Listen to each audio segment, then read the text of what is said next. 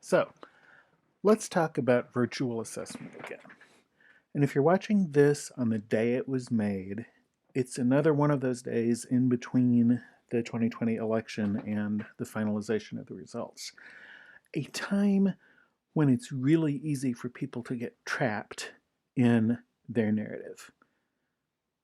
Oddly, I have people who are actually friends of mine who are passionate supporters of each candidate, and people who are actually friends of mine who are supporters of neither, and people who are actually friends of mine who hate each of the major party candidates. So it's been really interesting for me to watch. I have a strong opinion that people can probably guess, but I'm not going to say what it is. But to watch people and their narratives and watch how the narratives are keeping them from sometimes seeing what's actually going on. It's just really interesting. And I realize that has applications beyond politics. It certainly has applications in the work that we do as teachers. So, and I found this picture. Everybody's probably been in a school cafeteria. Everybody watching this video has. And if you have ever been in a school cafeteria, you know about a thing called the cool kids table, right? And when you think about the cool kids table, there's a story that's going to come to your mind, right? It may be a story of you sitting there. It may be a story of you wanting to sit there. It may be a story of you getting to sit there. All kinds of different stories. And those stories lead to labels. And over time, those stories and labels kind of transform themselves into the lens that we use to view the world.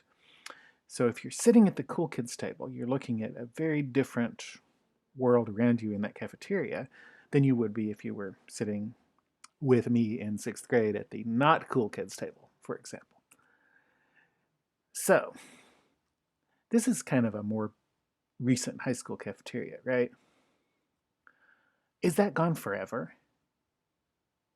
Depending on where you teach, the answer may be, well, it sure is definitely gone for now, right? I mean, in how many places are cafeterias in use at full capacity with kids going through lines the way that they did, say, a year ago or in February? Is the cool kids table gone too? Well, now what though? Because it's not just the table, right? It's that whole structure. It's everything about the way that schools were that's changed so completely. And in some cases, overnight with the arrival of COVID.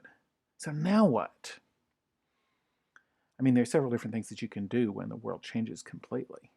You can get mad. You can get sad. You can try to get even. Or you can say, well, okay, what am I going to do differently? What do I do in a world where there is no more cool kids table? Whether that's with the students in your class or whether that's with the groups of teachers that you perceive as being the cool kids sitting at the cool kids table. Are those gone too?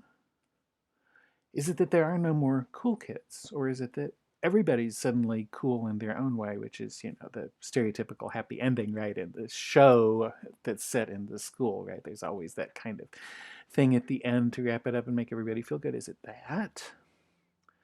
Is it that there is no more table? Has that changed too? Or could it be, I love this picture. Thanks, Delaware Department of Agriculture, for licensing this picture. Because when I look at that picture, I see a rethinking of cool. It looks like in that group, pretty much everybody's cool.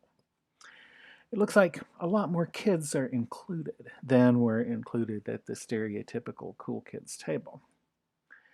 And it's a lot better table than any table I ever sat at in a school cafeteria when I was a student. It's actually better even than the ones that I sat at when I was teaching in physical schools.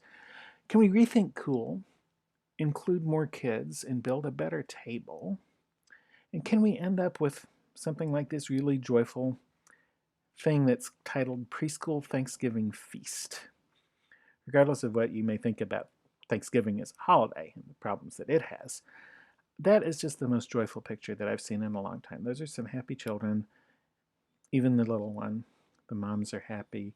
Everybody's happy, and they're sitting around the table enjoying being with each other.